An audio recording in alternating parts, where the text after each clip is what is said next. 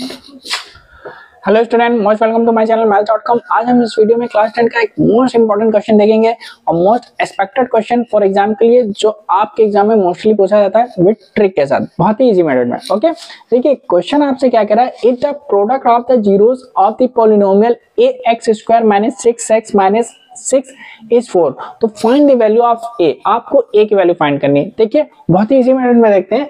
Question आपका क्या है, ax² -6x - 6। ओके, अब ये देखिए क्वाड्रेटिक इक्वेशन है, यहां से अगर आपको a की वैल्यू फाइंड करनी है, ओके, तो a इक्वल टू में क्या हो जाएगा, a हो जाएगा।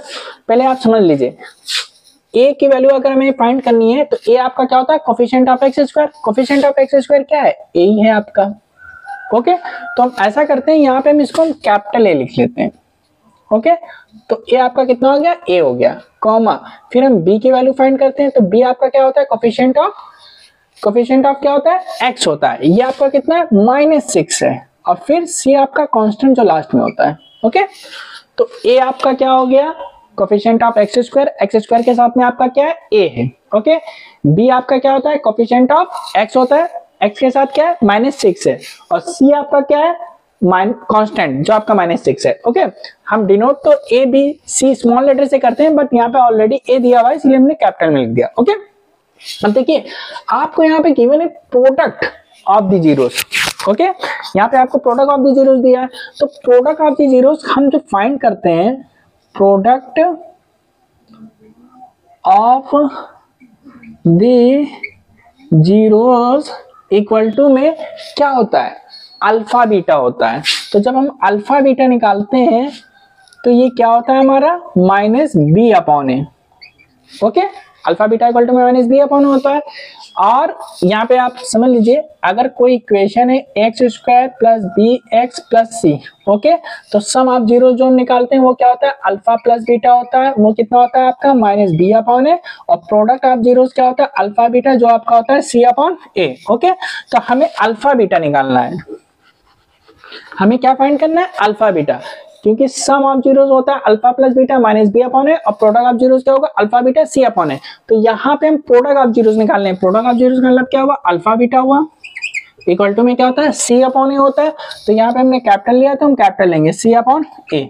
ओके, अब हम वैल्यू रख देते हैं c/a। तो c आपका कितना है, -6 है, और a आपका कितना है, a है। ओके, आपने प्रोडक्ट ऑफ जीरोस निकाल लिया।